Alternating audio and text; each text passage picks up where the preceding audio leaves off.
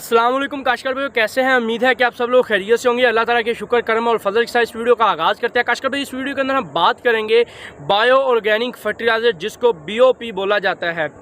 वो क्या चीज़ है, कब तक हम उनको अपनी ज़मीनों के अंदर इस्तेमाल कर सकते हैं, अगर लेट इस्तेमाल करते हैं तो हमें क्या उसके नुकसानात जो हैं वो देखने को मिल सकते हैं।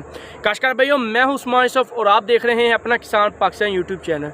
काशकर भाइयों, सबसे पहले ये बात क्लियर कर दी जाए कि जो BOP है, यानी कि बायो ऑर्गेनिक फर्टिलाइज़र है, जो आपको मुख्तलिफ़ कंपनियों के मुख्तलिफ़ ब्रांड्स के नाम से आपको मिली होती है, जैसे साबान की चार्जर के नाम से है, इस तरह करके मुख्तलिफ़ कंपनियों अपने मुख्तलिफ़ नामों से आपको दे रही होती हैं, जिसकी कीमत 1800 से लेके 2000 के दरमियान में है।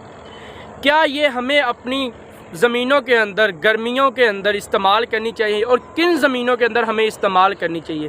क्या हम इसको गंदम के अंदर या आलू की बिजाई के लिए ज़मीन की तैयारी के अंदर इस्तेमाल कर सकते हैं?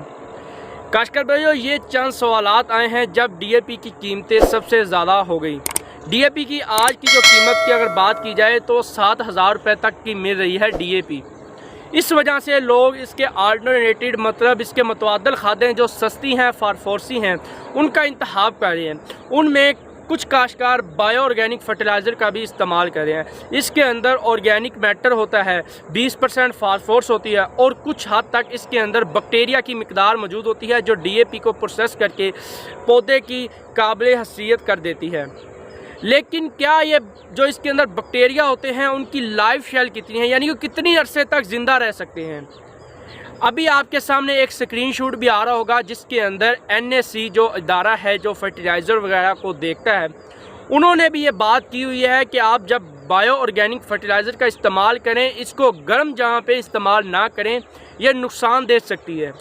क्योंकि जब वो बैक्टीरिया ही मर जाएंगे तो काम किस तरीके से करेगी? क्योंकि इसने जो काम करना है वो बैक्टीरिया के साथ मिल के करना है। हम बायो ऑर्गेनिक फर्टिलाइज़र को अकेला ज़मीन के अंदर इस्तेमाल नहीं कर सकते। अगर आप इसको आधी बोरी या एक बोरी DAP के अंदर मिला के इस्तेमाल करेंगे तो वो हमारे लिए ज़्यादा फ़ायदेमंद रहेगी। यही वजह है, बहुत से लोग, कोई क्या बात कर रहा है, कोई क्या बात कर रहा है, लेकिन मैं ये बात करूंगा कि आप अगर बायो ऑर्गेनिक फर्टिलाइज़र का इस्तेमाल करना चाहते हैं तो पहले इसका तजर्बा लाजमन कर लें, इसका तज्ज़िया लाजमन करवा लें।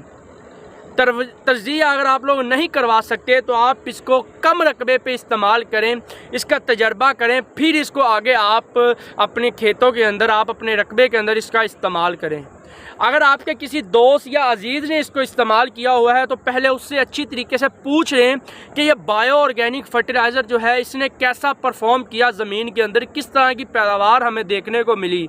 ये जो है, ये रेतली ज़मीनों के अंदर नुकसान पहुंचाती हैं, क्योंकि गर्म जहाँ पे बैक्टीरिया मर जाते हैं, जिसकी वजह से नुकसान हमें देखने को मिलता है। ये मैरा ज़मीनें या भारी मैरा ज़मीनें जो होती हैं, ज़्यादा देर तक पानी को अपने अंदर रखती हैं, उनके पानी जो है देर तक रहता है, देर तक के बाद पानी जज्ब होता है, यानी कि खुश्क होता है। उन ज़मीनों के अंदर ये जो है फ़ायदा पहुंचाती है। इसलिए रेतली ज़मीन के अंदर इसका इस्तेमाल से गुरेज़ करें। अगर आप इसका रेतली ज़मीन के अंदर इस्तेमाल करना चाह रहे हैं तो आप कोशिश करें कि साथ में अगर आप ये 2 बोरी बायो ऑर्गेनिक फर्टिलाइज़र इस्तेमाल कर रहे हैं फ़ी एकड़ के अंदर, जो 3600 से लेकर 4000 के दरमियान मिलेंगी, तो आप कोशिश करें कि इसके साथ आधी बोरी या पौनी बोरी DAP का लाजमन इस्तेमाल करें। फिर ही आपको अच्छे खासे रिजल्ट्स जो होंगे वो देखने को मिल सकते हैं बायो ऑर्गेनिक फर्टिलाइज़र से। काश्तकार भाइयों, यही वजह है कि इसको जो रिकमेंड नहीं किया जा रहा कि आप गर्म जगह पे या रेतली जगह पे इसका इस्तेमाल करें। अगर आप ये कह रहे हैं जी अब हम आलू के अंदर इसका इस्तेमाल करते हैं, मौसम ठंडा हो गया है, तो भी आप ये कोशिश करें कि अगर आप 2 बोरी बायो ऑर्गेनिक फर्टिलाइज़र फ़ी एकड़ इस्तेमाल कर रहे हैं, इसके साथ आधी बोरी यूरिया और आधी बोरी DAP का जो इस्तेमाल है वो लाजमन करें। फिर ही आपको बेहतर रिजल्ट्स जो होंगे वो देखने को मिलेंगे। नहीं तो आप इसकी जगह आप कोई और फर्टिलाइज़र भी इस्तेमाल कर सकते हैं, उसके साथ हमें DAP डालने की ज़रूरत नहीं पड़ेगी। यही वजह है कि लोग अब सोचने पे मजबूर हैं कि हम करें तो क्या करें कि DAP की जो कीमत है वो 7000 रुपये बोरी हो गई है। हमें क्या फ़ायदा है ऐसी सब्सिडी का? कुछ काश्तकार ये भी कहते हैं कि हम खाद ले आते हैं, हमें सब्सिडी ही नहीं मिलती, तो हम किस तरीके से अपनी काश्तकारी करें? क्योंकि जो अभी रेट आए हैं पीर वाले दिन जो रेट आए थे, मंगल वाले दिन जो रेट आए थे, वो बहुत ज़्यादा रेट आए हैं।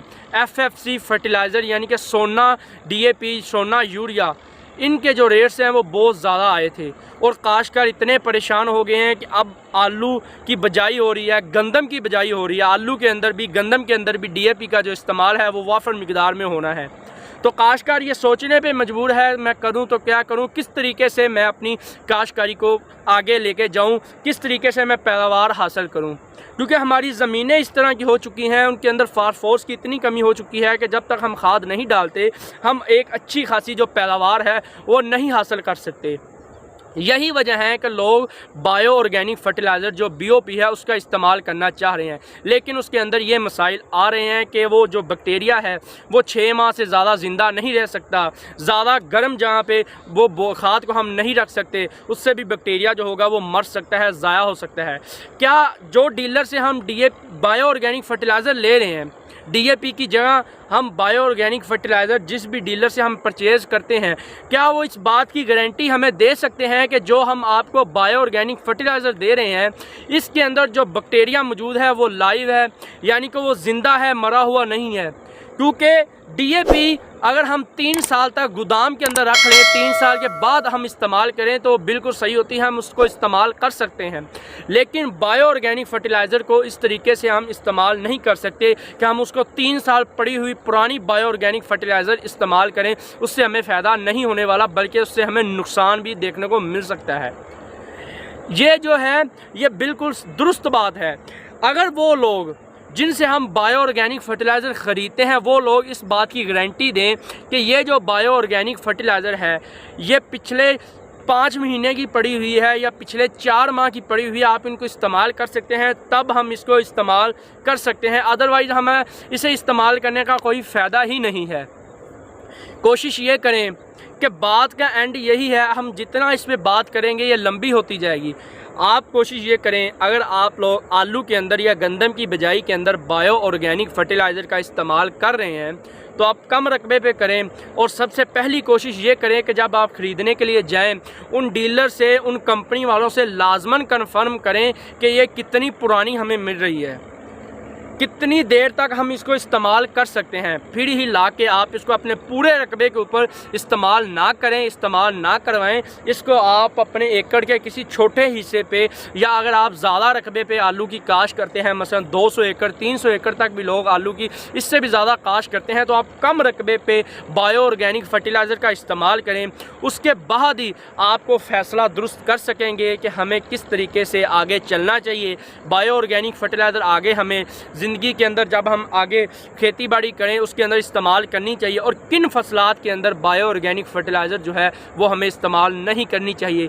ये हमसे बेहतर आप ही दुरुस्त फ़ैसला कर सकते हैं कि किस तरीके से हमें DAP की जगह उसके मुतबादल जो खादें हैं वो इस्तेमाल कर सकते हैं।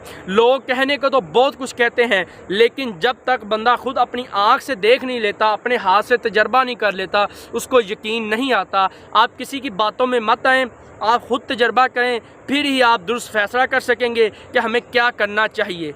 काश्तकार भाइयों, ये वीडियो यहाँ तक की थी। उम्मीद है कि आपको वीडियो पसंद आई होगी। अगर वीडियो पसंद आई है तो चैनल को ज़रूर सब्सक्राइब कीजिएगा और अपने प्यारों के साथ शेयर कीजिएगा। मुझे इजाज़त दीजिए, मिलते हैं हमने किसी और वीडियो में। अल्लाह हाफिज़।